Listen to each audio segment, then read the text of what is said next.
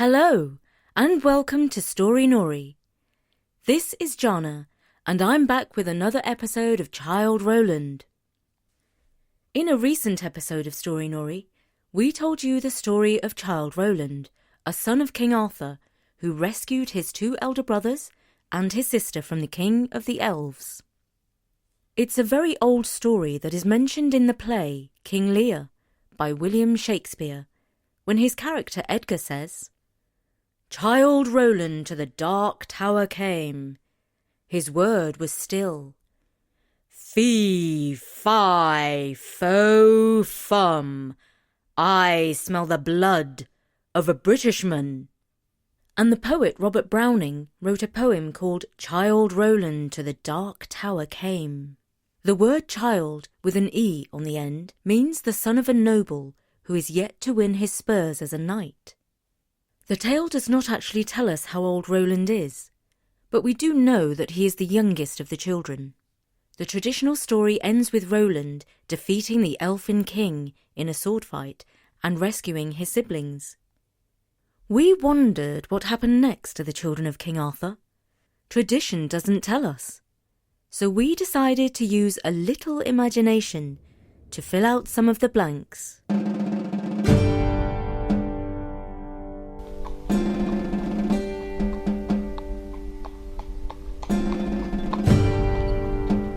The four children of Arthur departed from the dark castle. They had 3 horses between them. Ellen, who had arrived at the castle by the king's elfin magic, did not have her own mount. She sat sideways behind Rowland on his palfrey. A palfrey is a kind of aristocratic horse used in the Middle Ages. It does not trot, but ambles with a long, smooth step. The way home led them along a high pass between 2 crooked mountains. Dark clouds hung not far above them, threatening a cold drenching of rain.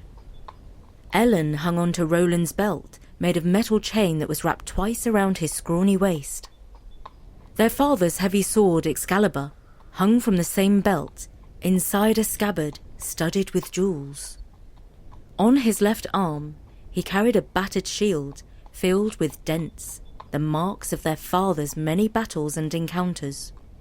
Under the mud, grime and blood spatters, it still bore the family symbol of a dragon.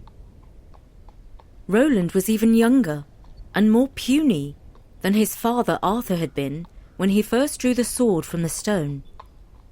He was just 13 years old. The eldest of the brothers was called Benedict, and he was the son who looked most like their father. He had the same strong brow, thick chin, and blazing eyes.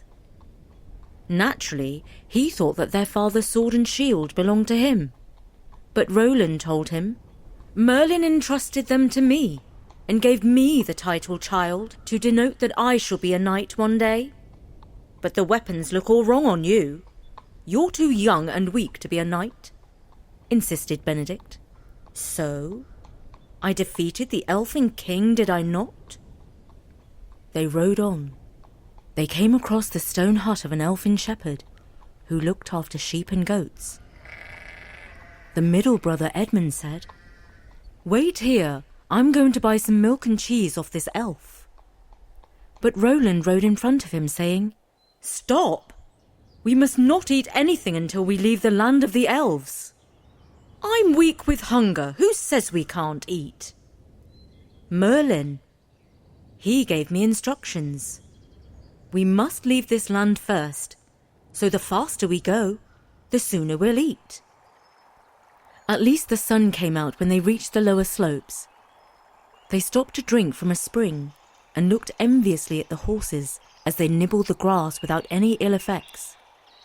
At night, they slept under the stars, feeling sharp hunger pains. And in the morning they rose early and continued. "I'm so hungry, I'm not sure I can go on much longer," complained Edmund. "How will we know when we've left the land of the elves?" asked Ellen. "When we start to see people who don't look like they're elves," said Rowland. They rode on into the evening. All of them were weary and saddle sore. Ow, my buttocks hurt, complained Rowland. Well, how do you think your horse feels carrying the two of us? Asked Ellen. It was late in the evening when they rode into a village with an inn. Through the window they could see a blazing fire and people. Or were they people? Elves were not so different from humans at a distance. In general, they were tall and slim, with delicate skin and fine features. They often sported a mass of lustrous blonde hair. I don't care if they are elves, I'm going inside, said Edmund. If I see another elf, I'm going to go crazy, said Ellen. Edmund dismounted from his horse and walked on wobbly legs into the inn. The others waited, swaying in their saddles with faintness. A few minutes later, Edmund came back and said, What are you waiting for? There are people inside and the kitchen is working. Not an elf in sight. I've paid for 4 beds. Almost every muscle ached as they dismounted, tied up their horses, and walked the short distance to the door of the inn. But once they were inside, they immediately felt revived. The mixture of warmth, human chatter, and smells of food was the best medicine. The innkeeper who welcomed them was no elf. He was round and red-haired with freckles on his nose. Come in, young strangers. My daughter is preparing your room. Will you be eating before you settle down? Oh yes, we'll eat a lot, said Edmund, putting a silver coin on the bar. We're really, really hungry. We've just come from the land of the elves, where we could not eat, added Ellen. Land of the elves, you say? Well, young noble lords and young lady, sit down and we'll bring you a feast fit for royalty. You can put your things down here. I'll take them upstairs for you. But when he offered to take Rowland's sword and shield, the boy said, These never leave my sight.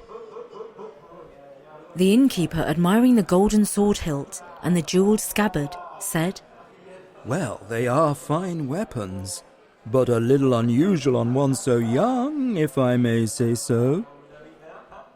Can we sit near the fire? Asked Ellen, who was feeling frozen.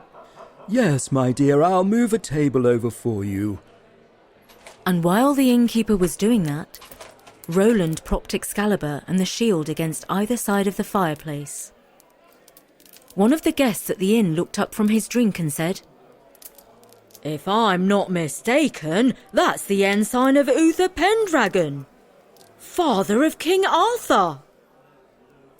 And the eldest brother told him, I am Benedict Pendragon, and these are my brothers and my sister. The man raised his glass as if making a toast, and then said, You children are on the young side to be riding out alone. The forests round here are thick with bandits who'll be glad to take those fine weapons off you. Thank you for the warning, but we can look after ourselves, Benedict told him. The man still could not take his eyes off the magnificent sword.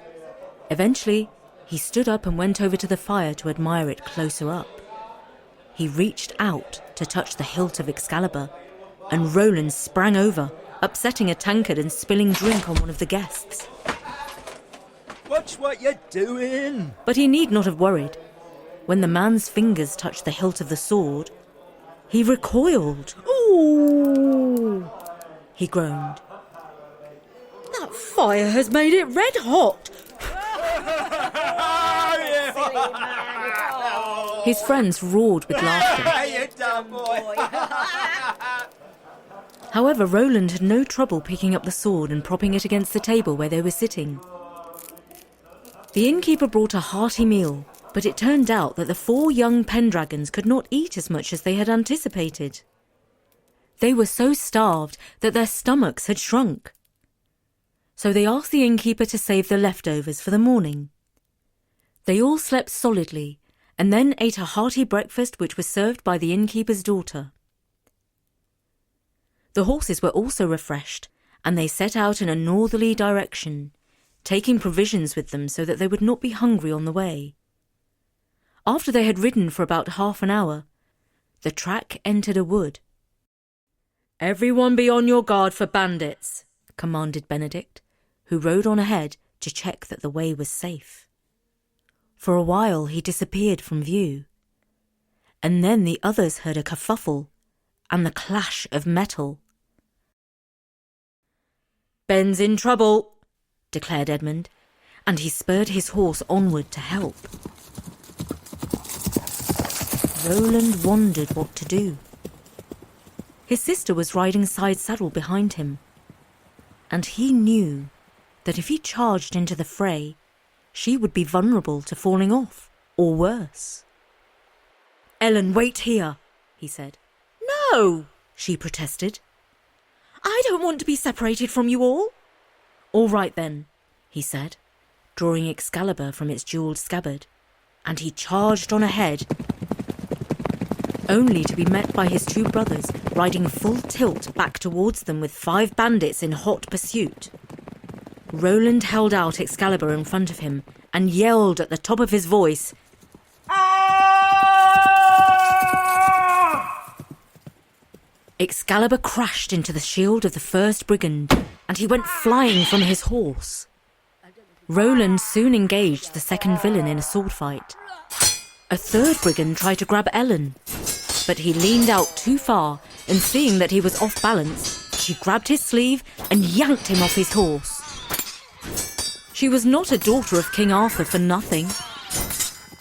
Meanwhile, their 2 elder brothers returned to the fray, and together they saw off the bandits, who fled on horseback and foot as best they could, leaving one of their number wounded and moaning on the ground. Ellen pulled back the visor of his helmet and saw a reddish face they all recognised.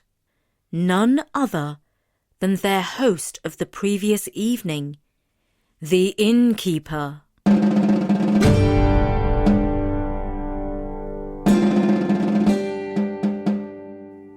In less than a minute, we'll be back to continue the story, so don't go away. First, I want to tell you about our sponsor. AI, artificial intelligence, is always in the news these days. It's all about computers doing things which we humans do, like writing stories. Well, Storybird.ai will use AI to write a story that features you and your favourite things, and then when it's written the story, it will read it for you and make it into a podcast episode. Ask your parents to please go to Storybird.ai. Kids with the best stories can even win $1,000. So go to Storybird.ai to create your own podcast story. That's Storybird.ai. Remember, Storybird. It lets you get stories just for you.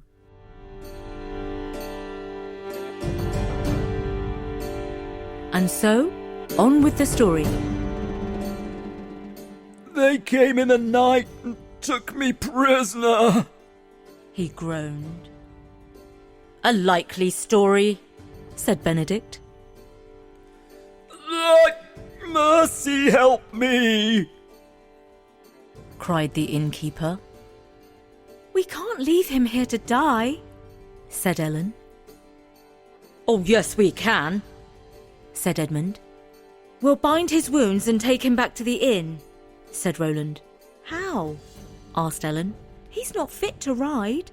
"We shall see," said Rowland, who took a sheet out of his bag and started to cut it with his knife to make bandages.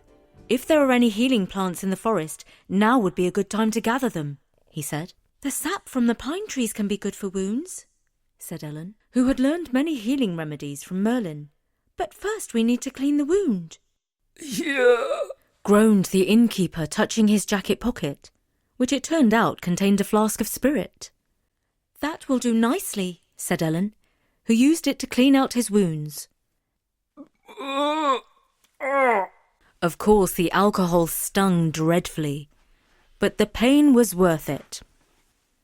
Then Ellen and Edmund went to collect pine sap, which they used to seal up the worst wound before binding it with the torn sheet.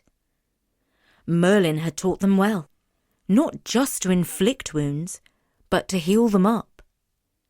When all was done, the innkeeper was just about strong enough to clamber onto Rowland's horse, with some help from the boys.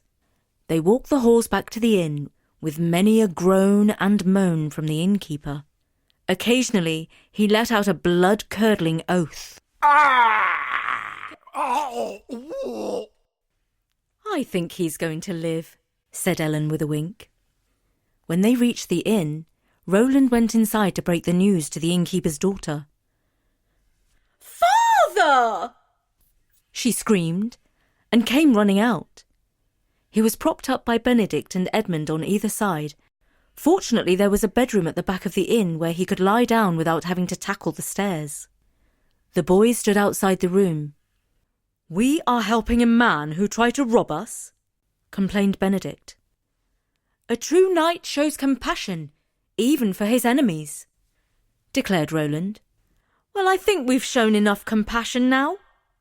"We should leave," said Edmund. But Ellen came out of the sick room and gave the boys a list of plants to buy in the market. She needed them for medicine: radish, bishopwort, garlic, wormwood, and hollow leek. The boys stored some of their valuables, including their shields and helmets, in their room. "I feel uneasy. I don't trust this place," said Benedict as he closed the door. "Don't you remember?" asked Rowland. "Merlin taught us a locking spell." He took out his dagger, and with its sharp edge he cut a lock of hair off his brother's head. He used it to tie the door latch. "Only you can open it now," he said. "I hope so," said Benedict.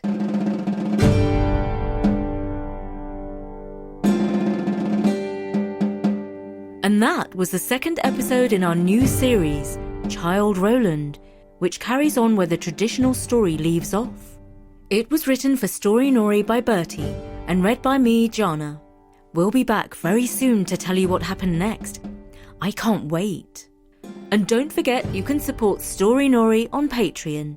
From me, Jana, at storynori.com. Bye for now.